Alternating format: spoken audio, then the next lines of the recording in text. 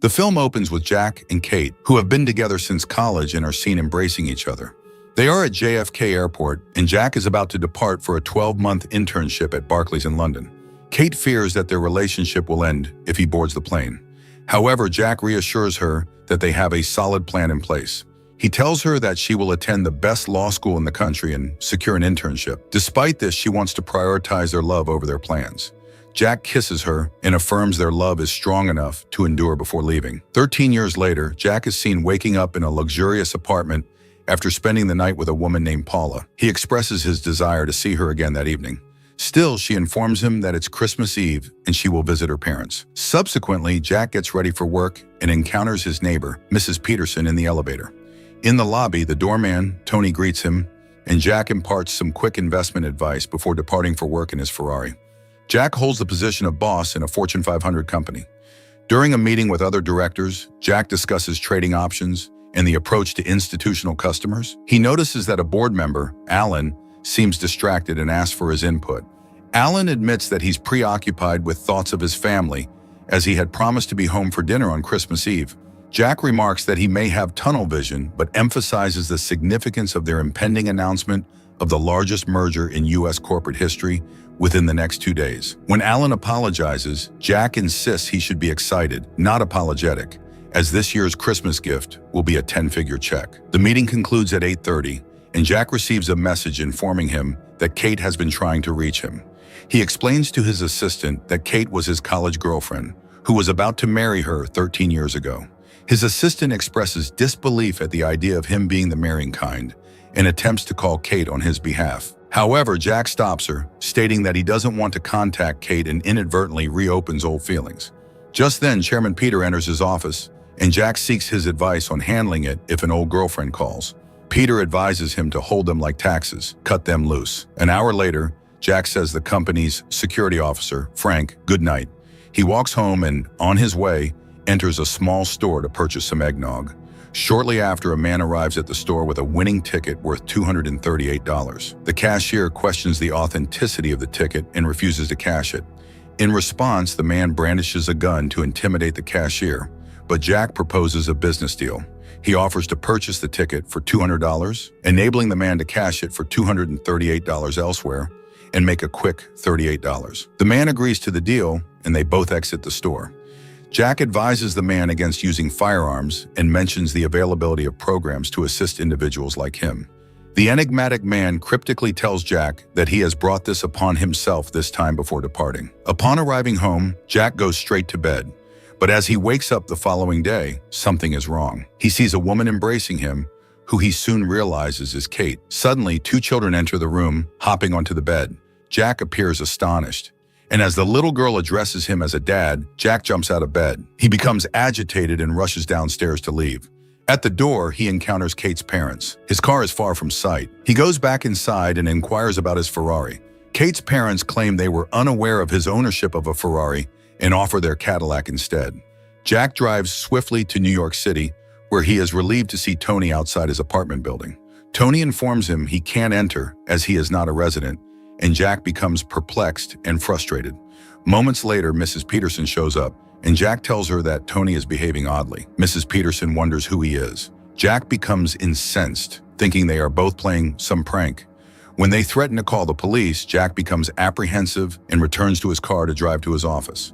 Upon arriving, Frank stops him, stating that he cannot enter. Upset, Jack tells Frank that he is the company's president and points to a sign displaying the names of the board. To his surprise, Alan's name is listed in his place. As he exits onto the street, he sees a mysterious man driving his Ferrari, which angers Jack. The man instructs Jack to get into the car, hands him a bag to breathe in, and implies that people have vomited from this experience. Jack demands an explanation, but the man tells him that this is a glimpse of the life that could have been, and that he won't get his real life back until he figures things out. Jack is bewildered, but the man refuses to provide further details. He gives Jack a bell, maneuvers him out of the car, and then drives away, leaving Jack puzzled. Jack decides to drive back and speak with Kate. However, he needs help, finds the house in the neighborhood, and asks the man where Kate lives. The man's wife yells as she finds Jack inside their home. Upon seeing pictures of them together, Jack discovers that the man is his friend, Arnie. They converse, and Jack learns that Kate is his wife during their discussion. They return to Jack's supposed home, with Arnie telling him how fortunate and prosperous he is to have such a wonderful wife and a large 4-bedroom home. Upon reaching his supposed house, he meets Kate, who embraces him but soon becomes angry and questions where he is. He explains that he went to New York City, where he lives, and informs her that he doesn't have a family. Kate expresses her frustration with his strange excuses. Jack starts ringing the bell he received from the mysterious man, hoping it will somehow help him. Instead, his daughter calls for him to come and take it. Kate blames him for missing their children's Christmas present opening. Jack apologizes, and Kate informs him that he needs to prepare for the Thompson party, an event he has anticipated all year. Jack becomes disappointed upon finding inexpensive clothes in the wardrobe. Later, they arrive at the party, and Evelyn Thompson welcomes them. Jack converses with some individuals who are all his friends. After this, Evelyn approaches him and starts flirting with him. When they arrive home, Kate instructs him to walk their dog, which he reluctantly agrees. The following day, Jack wakes up to a crying baby. He knocks on the bathroom door to ask Kate what to do. Since she doesn't respond, he opens the door. Kate tells him it's his day to prepare the children for school and daycare. Jack needs to be more knowledgeable about changing diapers. Annie helps him as she sees him struggling. She then mentions that he can't be her real dad, to which Jack agrees. She asks where her real dad is. Jack responds that he doesn't know but is sure her dad will return soon. She picks up a chair, stands on it, and checks his face, saying that the aliens in the mothership made him look like her dad. She asks if he can make chocolate milk, which Jack thinks he can do. After that, she welcomes him to Earth. Later, Annie shows him where to drop off her brother Josh for daycare, and then Jack drops her off at school. Before leaving, Jack asks where he works. Annie says he sells tires at Big Ed's. He arrives at Big Ed's, owned by his father-in-law, Ed, and walks into the shop. He asks an employee where his office is. The confused employee points at it. Jack enters his office and sees photos on the wall, figuring out that Jack, whose life he is living, never boarded the plane to London. That night, Jack watched TV as the news suddenly reported on the largest merger in U.S. corporate history being announced. Jack gets very upset, yelling at the TV that it's his deal and he is the real architect. Suddenly, Kate happily enters the room and turns the TV off, saying the kids are asleep. She jumps up in bed and starts kissing Jack. Jack interrupts her and tells her how beautiful she has become. She likes his comments and goes to put on something nice for him. But when she returns, Jack pretends to have fallen asleep. The next day when they are shopping, Jack tries on a suit, which Kate says he looks fantastic in. Jack says he will buy it, but as Kate sees the $2,400 price tag, she says he's out of his mind. Jack, however, insists he will purchase it, and the two start bickering and quickly get frustrated. After a while, Jack gives up and decides against buying it. Jack apologizes to Kate in the car on their way home. They begin conversing, and eventually, Jack realizes that their life together can be summarized as they had an unexpected baby. He rescued Ed from a heart attack, subsequently started working for Ed, and then they relocated to the house. The next day, Jack is spotted bowling with his friends. He should excel at it, but disappoints his friends by failing miserably. Jack returns home to find that Kate has taken one of the chocolate cakes he had been saving. They playfully start chasing each other and kissing on the staircase. Jack fails to say the words that always make Kate happy, so she gets upset and leaves him. He watches an old tape of one of Kate's birthday parties that night. In it, he sees himself singing a song for her as a surprise with the help of his friends, which she adores. The following morning, Jack wakes up and goes to give Josh his baby bottle. As he returns, Kate presents him with an anniversary gift. She wants him to open his gift immediately, and Jack is thrilled to see she bought a suit for him. However, as Kate gets excited to receive her gift, and Jack doesn't give her one, it becomes apparent that Jack has forgotten their anniversary. She is saddened, but Jack promises to make it right. While preparing chocolate milk for Annie later, Annie tells him she should have warned him since her dad always gets something special for her mom on their anniversary. Jack asks if he ever took Kate to the city, and Annie says it's a great idea. Next, we see Jack and Kate ordering gourmet food in a fancy restaurant in New York. Jack offers her a dance, but she thinks it's meant for something other than dancing there. Jack, however, doesn't care. The pianist is pleased, and people around them envy Kate as they dance. Later, Jack talks to Kate about feeling like he's living someone else's life. He tells her he used to walk around with the Wall Street Journal and feel confident like he had everything figured out, but now he feels like he has nothing figured out. Kate admits she feels similarly. She asks Jack what he is sure about, and he answers that he is confident there's no place he would rather be than there with her. That night, they check into a luxury hotel, and Jack expresses how much he still loves her after all these years. Jack seems to enjoy being with Annie and Josh in the following days. Kate passionately kisses him goodbye as he goes to work, and he begins to enjoy selling tires. One day, Peter visits the shop with a flat tire, and he and Jack start conversing. Jack explains in detail how he believed the big merger could have been valued at $130 billion instead of the $122 billion it did, making them much more money. Peter is impressed, hands Jack the address where he wants the car delivered, and then tells Jack he expects him to give it to him himself. The following morning, Jack arrives in a fancy car and a suit at the office. He meets Peter and Alan in his former office, and they converse. After a while, Jack stands up and acknowledges that his $2 million revenue tire business is nothing compared to their multi-billion-dollar Fortune 500 company. However, he expresses his belief that people are the same everywhere and emphasizes his understanding of people. Jack highlights personal qualities and traits about Alan and Peter to such an extent that Peter is convinced they should hire Jack for his skill set. Peter instructs Alan to show Jack around, and once the two are alone, Alan begins making subtle threats, cautioning Jack not to meddle in their affairs. Jack laughs, noting that Alan is behaving differently and assertively, expressing his approval. Afterwards, he walks away, leaving Alan bewildered.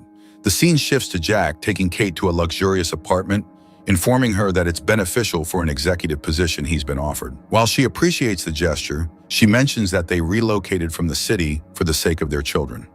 Jack suggests they can live the life they've always desired, but Kate points out that she would need a new job, and their children would have to leave their friends behind to live there. Jack proposes the idea of commuting, but Kate expresses concerns about his inability to spend more time with the kids due to the lengthy commute in heavy traffic.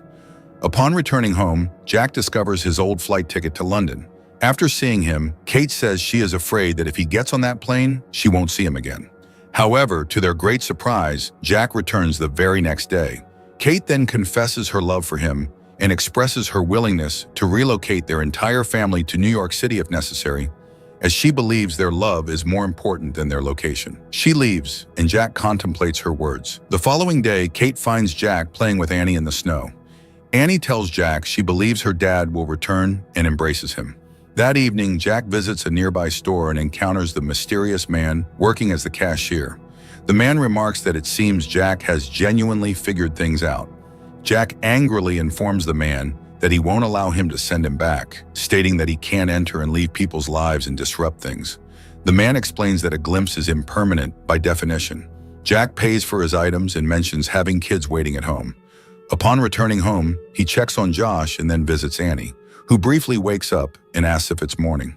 Jack reassures her that it's not morning and advises her to go back to sleep, whispering that he's returning to the mothership. He enters the bedroom and speaks with Kate, asking her to promise that she will remember him as he is at that moment, as he fears feeling as if it never happened. She promises to him and then tells Jack to go to bed, but Jack indicates he has one last thing to do.